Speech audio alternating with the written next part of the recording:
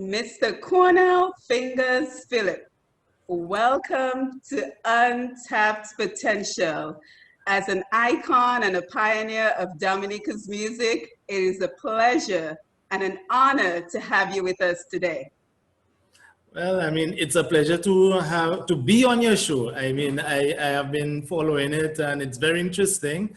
I looked at your last guest, I think it was Gordon, and obviously I looked at Carlene, and it's an honor. And I just want to share what I can share about me and about Dominican music and about Dominica on a whole.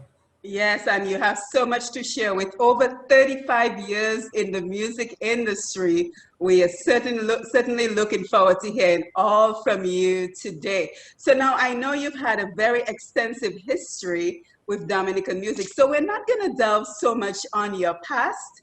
What we really want to focus on are just some obstacles and challenges you faced along the way, how you were able to overcome them, and more importantly, what does your future hold? So are there some challenges you can tell us about, whether it be in the earlier days, whatever you would like to share with us? When people ask me about my challenges, I always point to that point in my life where I had to make the decision of leaving WCK and branching out to other things. There came a time when, I was in WCK since inception in 1987, 88. And it was 2004. And there came a time when everything, I felt stagnated. It was the same thing over and over. I was around the same musicians that I grew up with since I was small, and I felt that I wasn't going anywhere. So I had to make the decision if I should stick on with the program with WCK or if I should move on, not knowing what I was moving on to. And then I got this call from a guy in Barbados who gave me this opportunity to be the keyboardist for Rupee. And when the stars align, I just saw it as the opportunity to do something else, so I just didn't leave and not knowing how I was going to make myself financially stable or anything like that, but the opportunity presented itself. So I took that opportunity, and that part there, that was a turning point I think that was the main turning point of my life. Yeah, certainly, because I wanted to ask you about that, because we were so proud when we found out that you had moved over to Rupee, who is a major player in the worldwide industry in soca music. So what was that decision like for you? I mean, when you had to tell the band as a founding member that you are now going to move over to Rupee, what was that like? I mean, the decision was easy.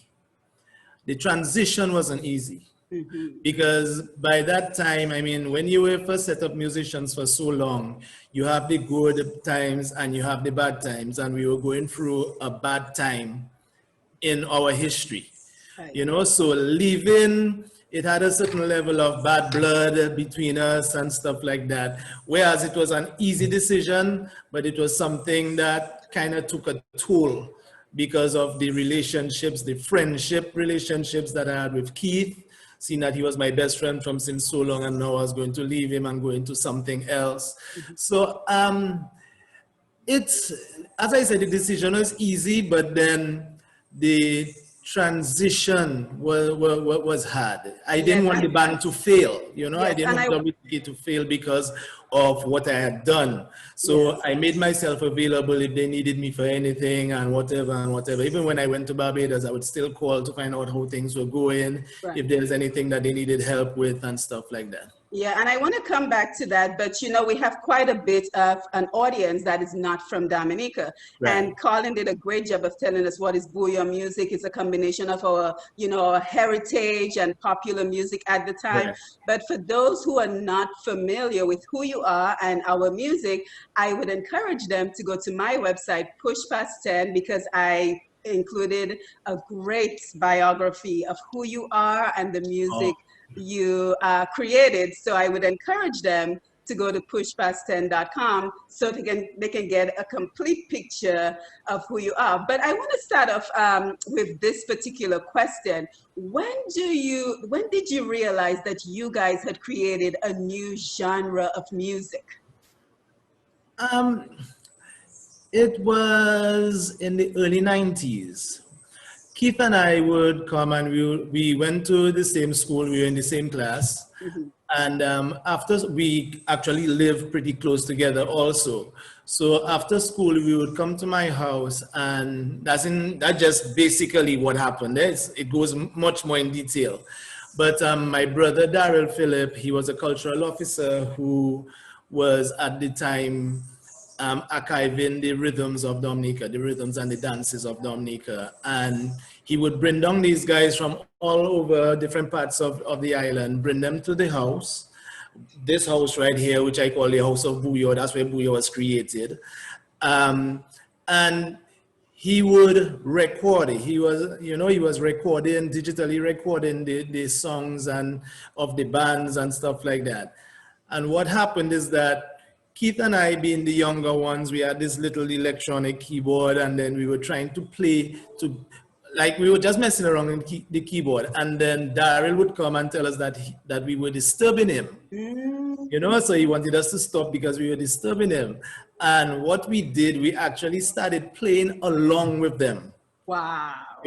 Like we were still far apart. He was doing his recordings on this side, we were doing our thing on that side, but we were playing along with them, not realizing that we are actually transitioning from the traditional instruments into the electronic instruments. And before you know it, we started to play for tea parties and stuff like that, and people started to take notice of what was happening. And at that time also, live bands were kind of non-existent. It was the hi-fi had totally taken over. Right. So when they saw these two young boys doing these things and stuff, they decided to take note, and then we started to play. And then my brother basically brought us into another set of friends of his, including Derek Rapeters and Ashton Lugie, and we came together and we formed a group, and then it's a long history, but yeah, basically that's how it started. It's beautiful. Now, does Daryl regret trying to stop you guys from playing because he was the one saying you were interrupting him? Well, I don't think so, because I mean, think of it. If he didn't stop us, we would never try to play what he was doing. So it had its ups and downs. We were totally pissed off at him at the time that he did it. Right. When you have your bigger brother coming and telling you to stop doing this and, laying his authoritative hand on you, but we just, I don't know, things happen. Things happen for a reason. I do not question things that happen, because later down the line, there's always some good to come off. Yes, but that is a beautiful story. So thank you for sharing with that. Now, since then, Booyah has evolved. So we've seen a number of Dominican bands take up Booyah and created their own versions. But for now, it seems like there are two versions, right? So you have the Triple K version, which is a lot of chanting and upbeat. And now I just spoke to Shelley, you have the Signal Band version, which is a lot more melodic with lyrics. So do you have a preference? It depends on how you look at it. The two versions that I can talk about is the classic style, which the original WCK did, which is in my day. And then what we call the new school Booyah, right? And the new school Booyah had put people like Triple K and Signal Band in that same realm, but that is from my perspective, because of when I was raised up. With Shelley, he might see it differently because of where he came, at what time he came in the history, but I think the music has evolved positively, in a positive way. Before, WCK was more focused on the traditional rhythms and maintaining, because that's what Booyah music was about, preserving the traditional rhythms and styles of Dominica. That is where it came from. That is basically a main root of Booyah music, preserving the tradition. But in recent times, you found that Triple K, Signal, Excess Groove. There are so many bands. There are so many bands in Booyah bands in Dominica. They started to make the music more marketable, so to speak. You know, because Booyah music was, its main competitor was soca. And soca was about the jump and wave and stuff like that. So when you would go on tour to United States or to Europe, and you're on stage with that high energy band like Machel Montano and Ecstatic and Square One and Crossfire, you know, these are the guys that we used to play on stage with all the time. But their music was more high energy, and our music, Dominica liked to chip. You know, you can remember Carnival on the Road is a chipping kind of a vibe instead of the jump and wave kind of a vibe. Down the road. Right. But with soca music is the jump and wave. Yes. So we had to kind of, and because of their population, there's so much more soca artists than Booyah artists that I shouldn't say we didn't have a prayer, but it would have been very difficult for our music, the way it was at the time, to really penetrate into their markets. So we had to evolve. I think the music had to evolve to a more, from the chipping to the more jump and wave kind of a vibe to make it more appealing to the outside, you know, the outside Caribbean, the outside world. Yeah. You know, so I think that's where the evolution came from. And I must say I'm happy about it. I cannot say I'm not happy about the way how the music is. There's another thing that we might probably touch on where the lyrics is concerned, but you know, that is something that can be easily fixed. But the foundation, I think that the Booyah foundation is extremely strong. Right. Well, I'm happy that you're pleased with the direction it's going. And I'm also happy that you brought up Machel Montano. But before we talk about Machel, I just want to remind everyone that you're listening to Untapped Potential, and we're speaking to Mr. Cornell Phillip. There's a reason they call him Fingers, out of Dominica. And he's one of the originators of our music called Booyah music. So let's talk a little bit about Machel Montano, Cornell, because I have to tell you, the first time I heard that song, Minister of the Road, I almost lost my mind. I was like, oh my God, Machel Montano stole our music. I was outraged. And then I heard him mention, and you tell me if this is true, that he had actually collaborated with either you or somebody else from Dominica on the song. So that kind of made me a little bit happy. Not on that song, on Is a Vibe.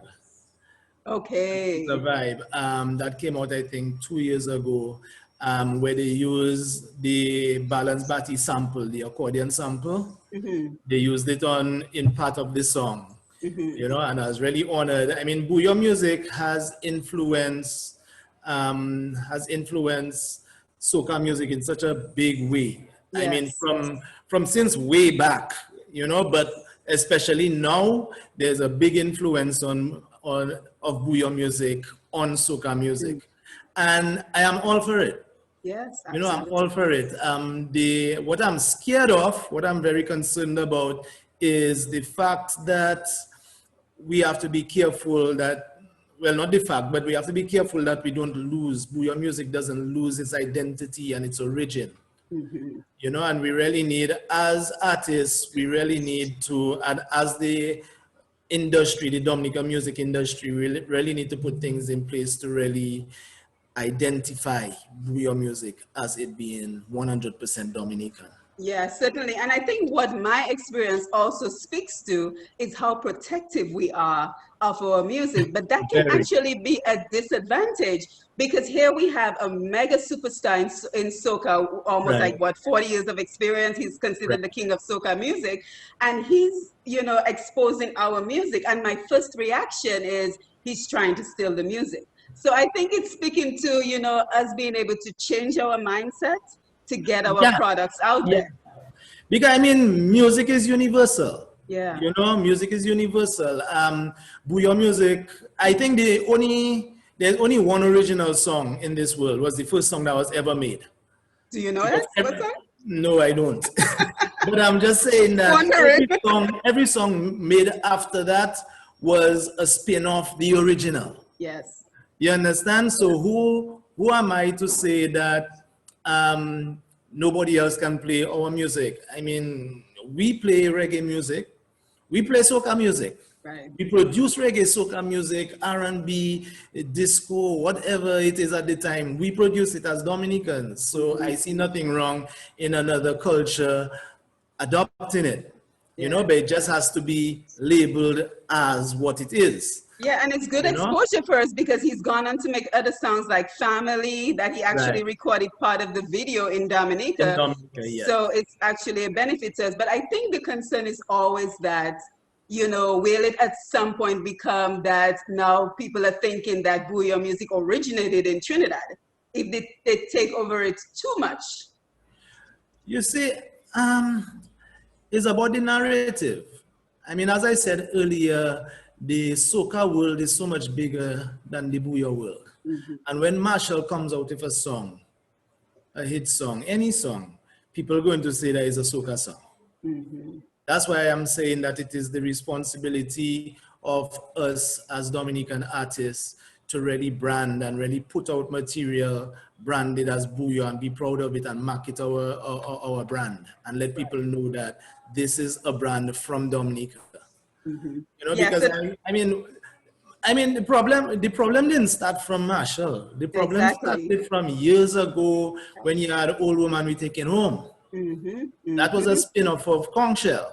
Yes, it was. You understand? And Dominicans were pissed. Yes, they you understand? And also we had an issue, well, not an issue, but there was a situation where, or there was a song with Ricky T. What is it? Pressure Boom.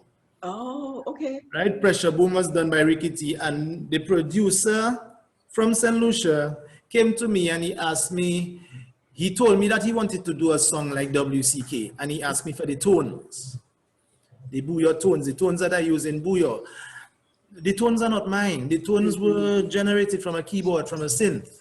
Right. So I had no problem in giving him the tones. I mean, I didn't make the beat, I didn't produce the beat, but I gave him the tones that we use with Booyah.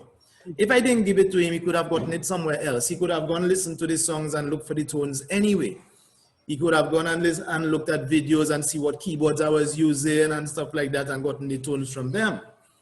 You know, so I gave it to him and then they produced the song and there was this big uproar in Dominica that I sell out. Oh, wow. I sell out Booyah music. To me, that wasn't the case. But what I was concerned about now is when the song came out, people looked at it as a soca song.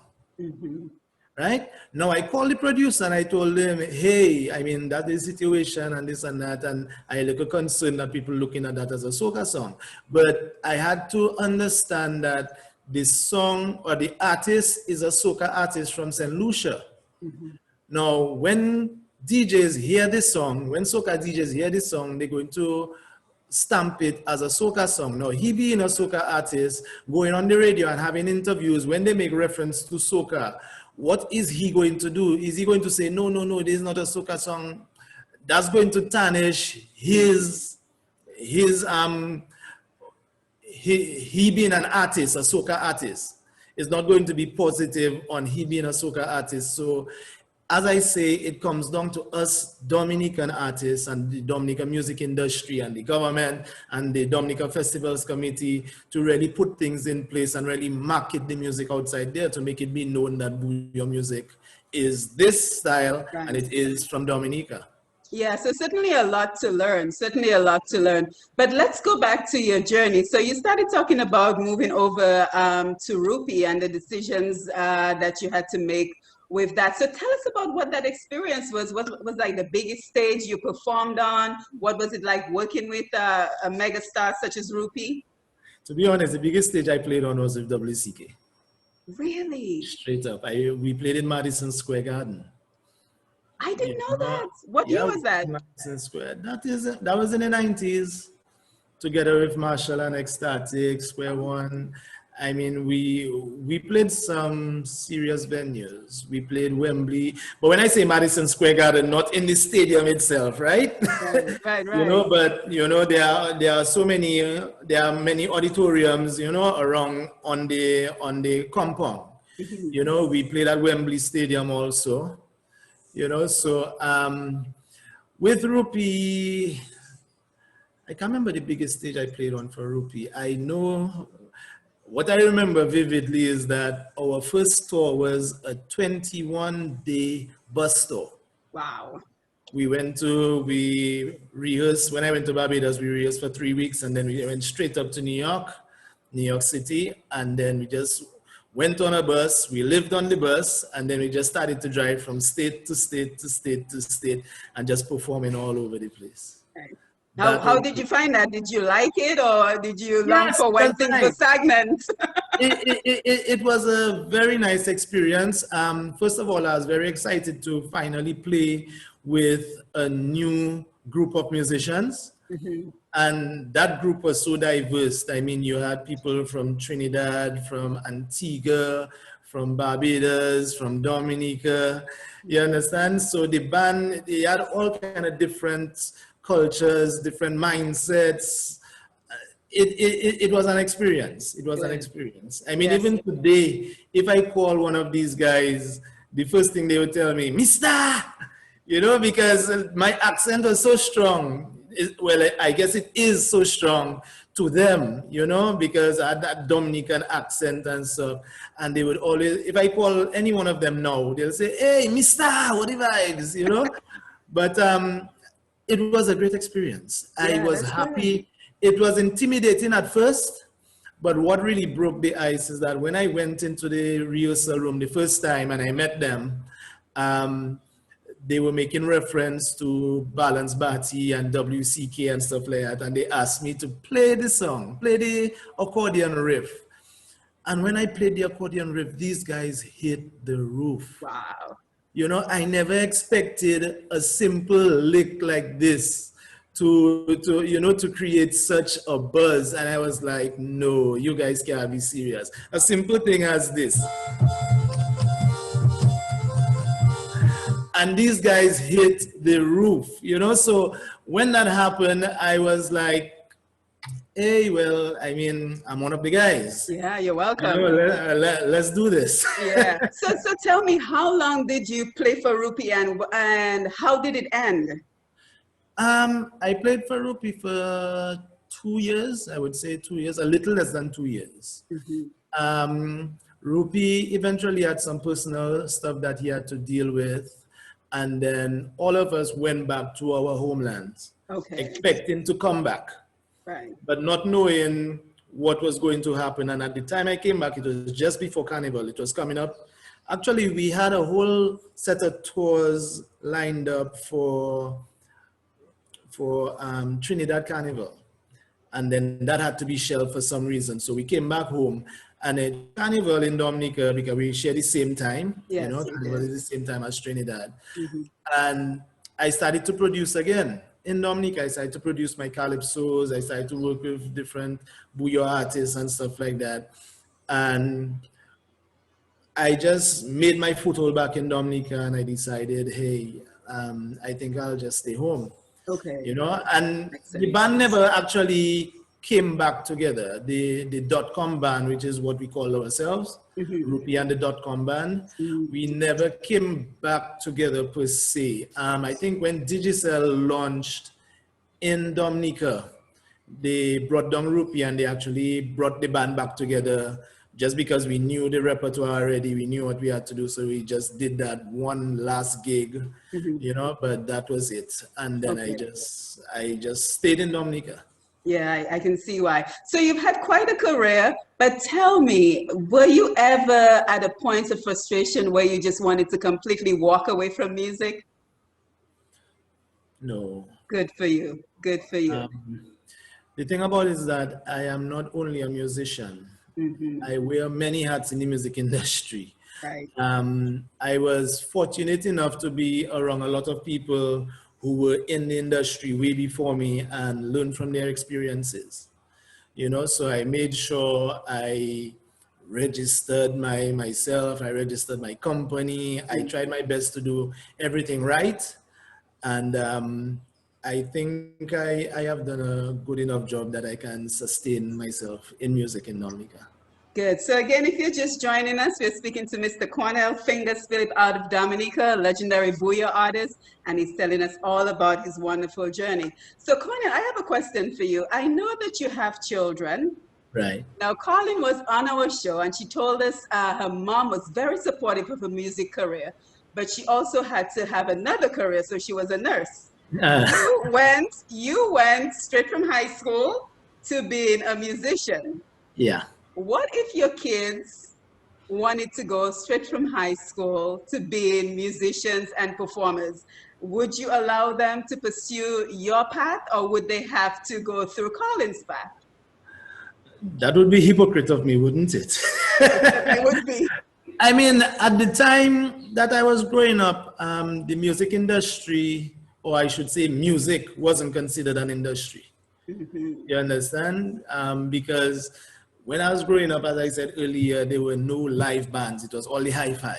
Right. So the respect of the musician and the artist and the singer and the producer was, you know, it just was not there. So what, as you said, since when I left school, I went into music because my mother saw that is what I did. She wasn't too happy about it, but I am the last of 11, and all of us play. You know, all of us play. So, and even before I left school, there was WCK. Mm-hmm. You understand? So it was an easy transition. And we had a family business. So I went into the family business until I literally said one day, I got up from my chair at work and I said, hey, I will not be coming back. And I just went straight to the credit union and I got a loan. I bought a first keyboard and that was it. Oh, wow. You understand? So I cannot, I mean, I know what I went through and I know how hard it is. So I cannot say I would discourage them from pursuing a career in the arts, you know, because there's so much potential in the arts. I mean, I have my last daughter, 8 years old. I mean, she does animation. Wow. She doesn't draw, but she animates. What does, you know? tell us more about that. What does she do? It's like she draws the picture. Then after she will go to another page, well, it's on a tablet, it's not paper right now, but it's on a tablet. She will draw and she'll color the picture. Then she will go to another page and she'll flick back and she will draw a variation of it. Wow. And then she'll draw a variation of the next and of the next. And then she'll put them together and you'll see this dog walking, or you'll see these animated flowers and stuff like that. And I'm like, I would never think of doing that when I was younger. Mm-hmm. You know, so I mean, I honestly hope that she goes into, I honestly hope she pursues this. Yes, yes. To be honest, I hope she pursues this because, I mean, animation is something that takes time. Mm-hmm. And from what I'm seeing from her, she has the patience. She would take 4 days just working on one thing. You know, these animated movies take months. Mm-hmm. For years, but I think she has it. She has that temperament where she can sit down at it and do it until she's completed with it and she's happy with the product. Yeah, and I'm certainly happy that she's that you're encouraging her. So, yeah. So have any of your other kids shown an interest in music? They like to listen. Okay, but they're not taking an interest in performing. No, I wouldn't. Okay, they can sing, they can dance, and they enjoy themselves, but to take up like an instrument formally. Mm-hmm. I mean, obviously I send them to music school and stuff like that because my sister is a music teacher. Yes. But nah. Okay. Well, as long as they're pursuing their interests, that's the most important thing. That's the most important thing. Yeah. So, you know, I watch you every Sunday night with Colin XP Musical Therapy, and you're just so full of life and energy. So I'm just wondering, what is next for Cornell Phillip? What's the next thing for you? What's next? Just keep pushing on. I mean, I am a producer. Mm-hmm. So being a producer allows you to take many different roads, many different angles, because you get to work with many different artists, right? Now, I am a musician. I'm a session musician, which allows me the same benefits I get to go all kind of places. I'm also an engineer, which allows me to mold the sound of bands across the board. You understand? And also, I like to, my main focus, honestly, is to develop Dominican music and Dominican artists.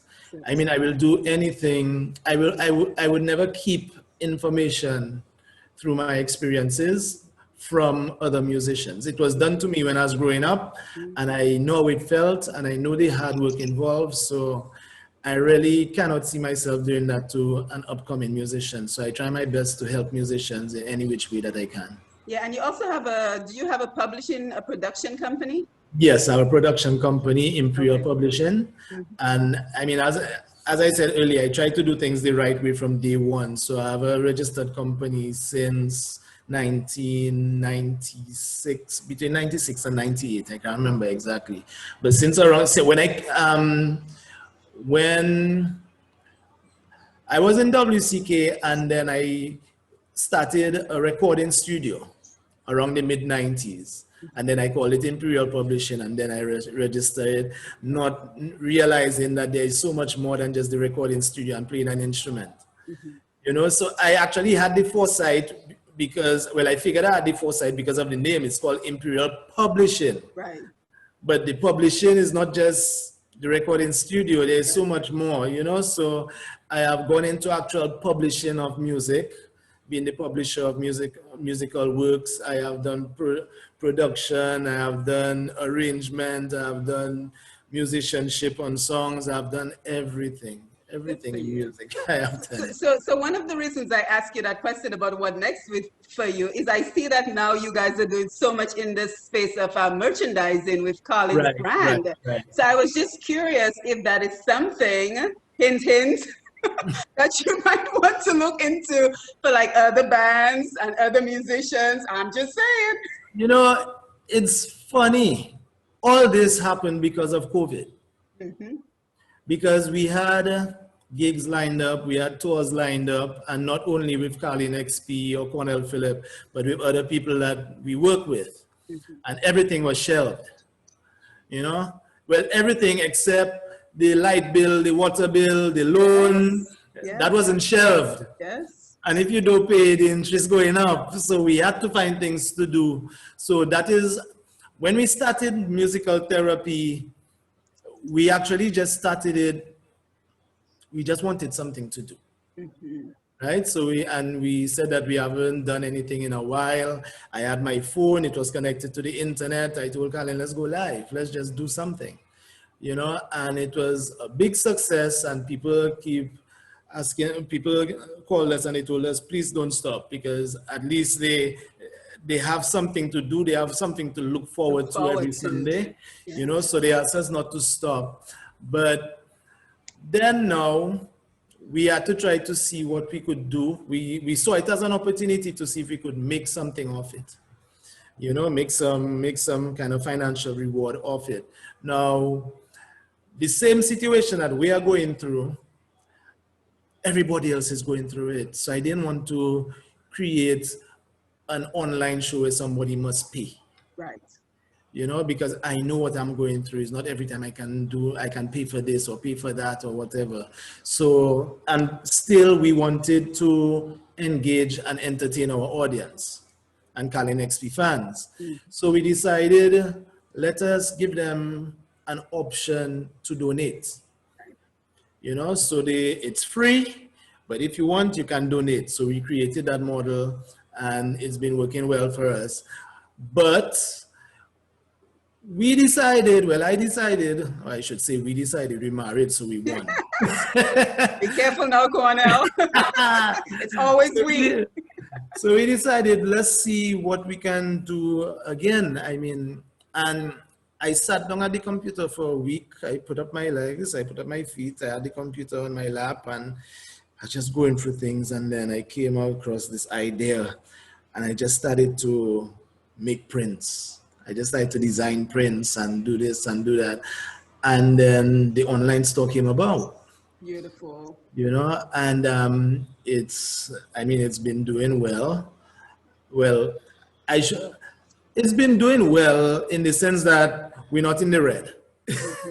You know, at least it can help pay some of the bills and stuff like that. So, I mean, you have to be creative because after all, we're in a creative industry. Absolutely. You know, and COVID really opened our eyes to really look. It opened our eyes to look deep within ourselves to really see what we could get, what we need to do, what were we doing, what we need to do that we haven't done, and it's simple things to implement, you know. But I guess we're so busy with our lives and stuff that we never got a chance to do it. So we finally got a chance to sit down and really reflect on our future.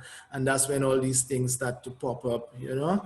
Right now we at our 24th, this Sunday will be our 24th week of doing musical therapy.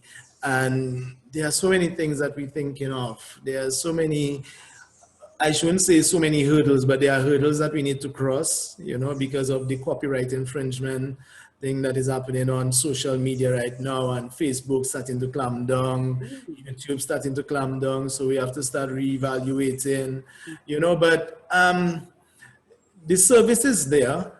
The opportunities are there. It's just how you do it. And we just need to evolve and develop and evolve and develop, you know, so there's no stopping. There's no, I don't see no end in sight where our evolution is concerned. Yeah, and I'm certainly happy that there's no end in sight for musical therapy, because I watch every Sunday, and it's my energy, my coffee for the week to keep going. But keep in mind, you know, that merchandising idea, you might want to expand it if people are interested, because the quality of the work is so impressive.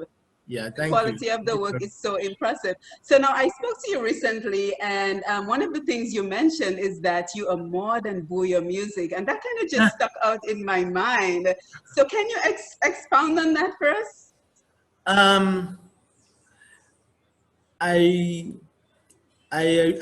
How should I say? What should I say? I am classically trained. You know, when I was growing up, well, I created Booyah music. So when I was growing up, well, I was one of those who created Booyah music. So when I was growing up, there was no Booyah music, you know, and I was not allowed to go out, obviously. And I started music at a very, very, very young age, seeing that, as I said, I'm the last of 11 and all of us play.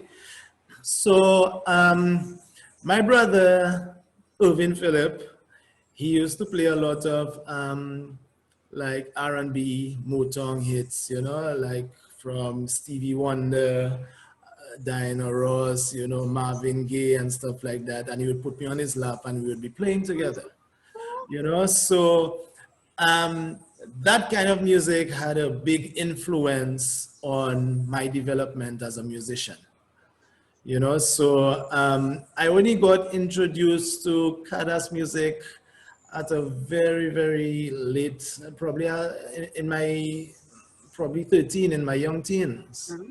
You know, I was introduced to Kada's music. I would hear it on the radio, but it didn't really impact me. You know, it's just something I heard on the radio, but when you, I don't know, it just didn't, you know? Grab you. But then when it came closer to home is when I got older, and then you had bands like Burning Flames, 17 Plus, Imagination Brass, you know, the VI music really started to penetrate. And then I started to hear more and more of these things. And then seeing that Booyah music started to develop around that same time, I got more interested in the history of Dominican music.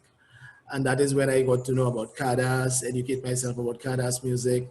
And I have been very privileged to be roommates with people like Gordon Henderson and Fitzroy Williams, you know, and so many Kada's greats, you know, and learn from their stories and play along with them, you know. So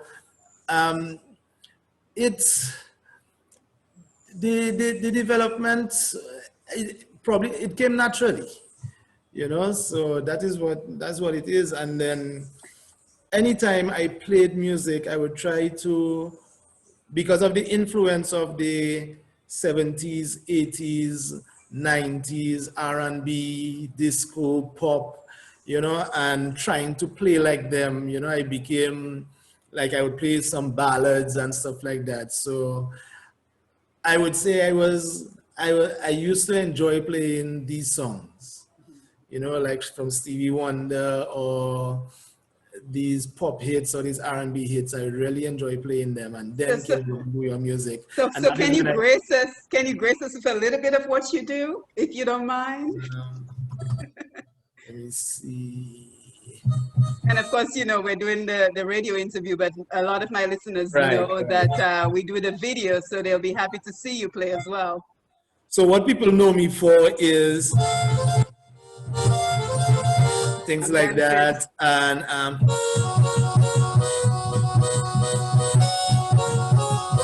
you know, that's what people know me for. But my background is more,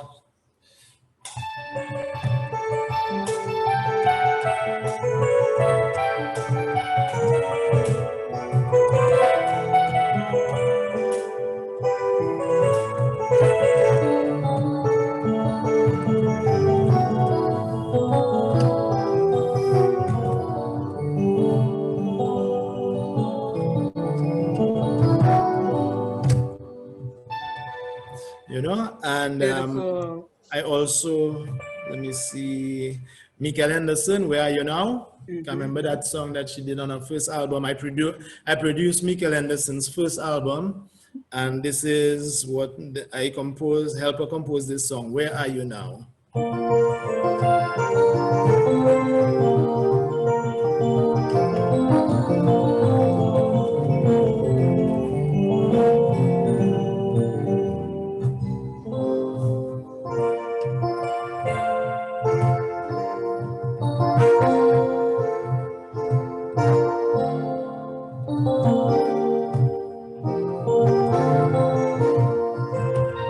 You know, so that is my foundation. That is essentially my foundation, you know. Now, And do you ever have an opportunity to play like that anymore?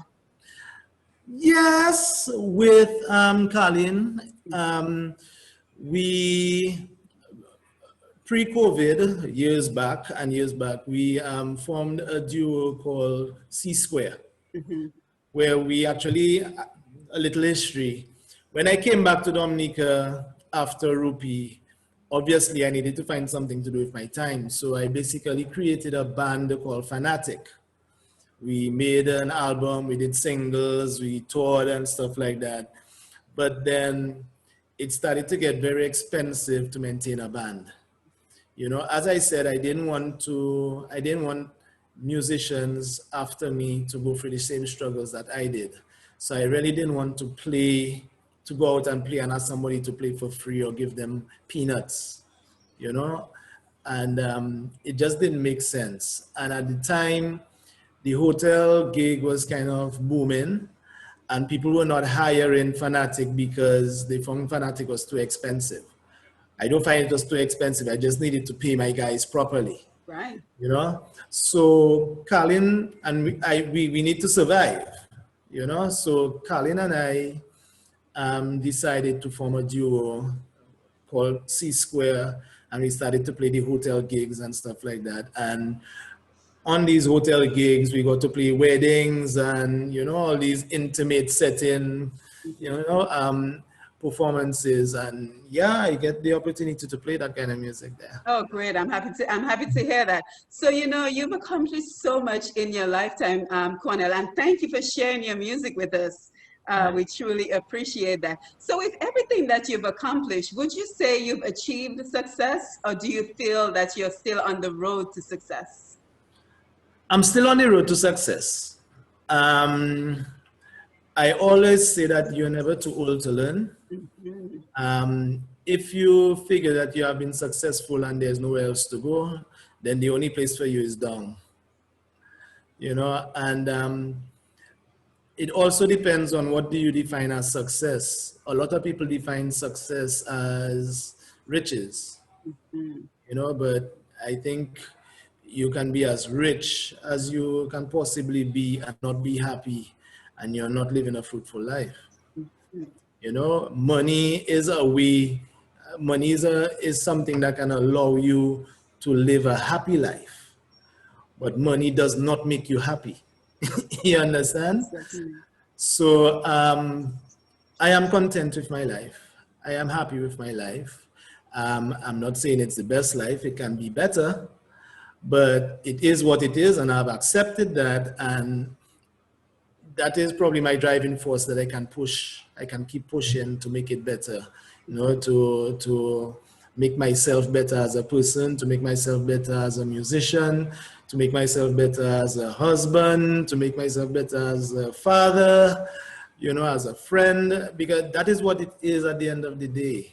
I mean, at the end of the day is just you being happy with your life and being content with your life. Certainly. You know, and I am. That I am. And that was beautifully said. And thank you so much for sharing your successes and your challenges with us. But I think a lot of us who listen to Colin XP on Sunday, and we know that your mom lives in the home where you perform on, we really want to know, and I'm going to say it like a Dominican would say it, isn't Ma Phillip tired of all that noise in her head every Sunday? Like who's saying Dominica, the noise in her head? You have no idea. She has been in that noise from since before 1987. You know, because my other brother, Ashton Phillip, he had a song system called Synchronic Song System. Oh boy. And the speakers were under her room. You understand? And they would build the boxes during these days and always testing stuff. And so she has been exposed to that song and the music and the noise for a very long time. I don't even think she hears it anymore. Because the same room or the same area where the noise started is the same area the noise is right now. And sometimes we would be practicing, and I have actually opened the doors that other bands can also rehearse here.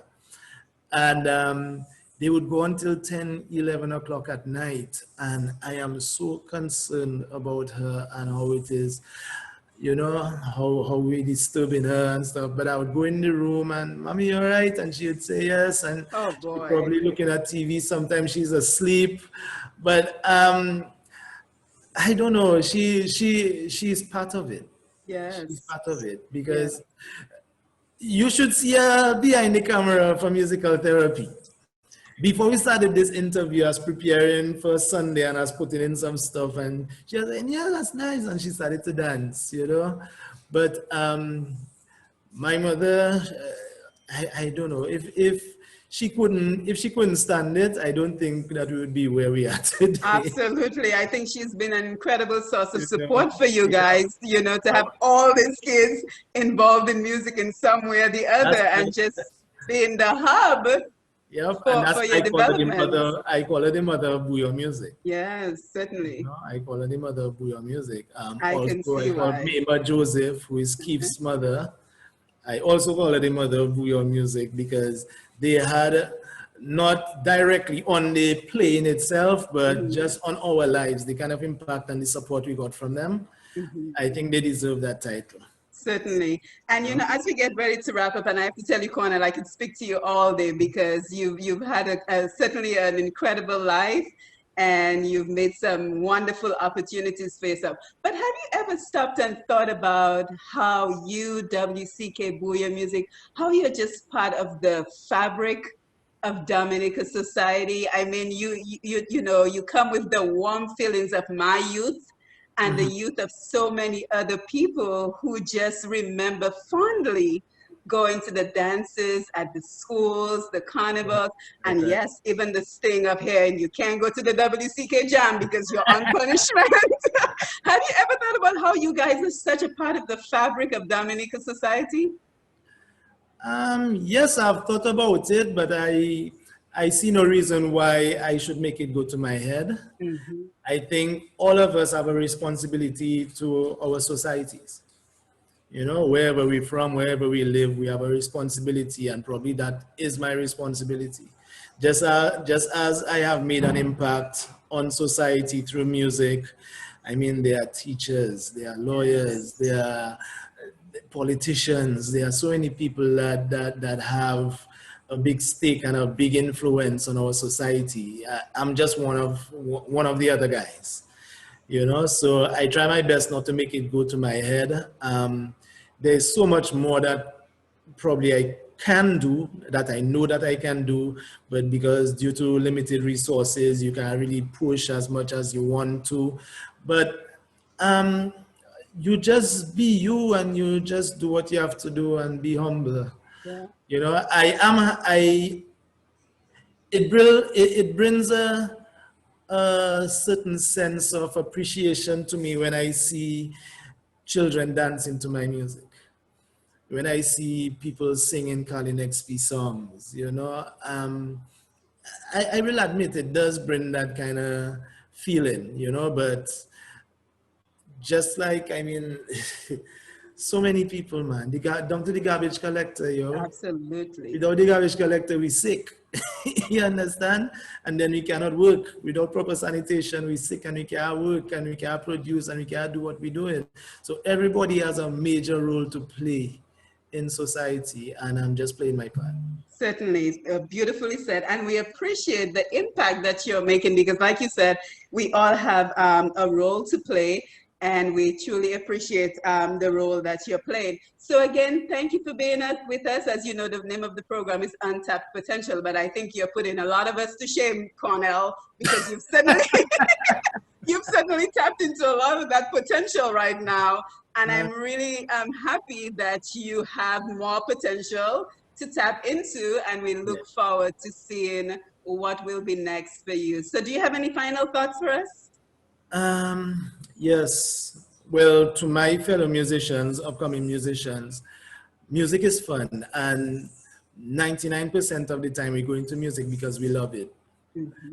And probably that is our weakest point, that we so love it that we'll do anything, but always look at music as a business. Mm-hmm.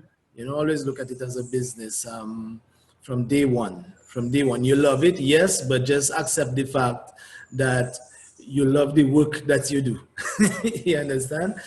And to the people out there, just stay safe. I mean, it's a new way of life right now.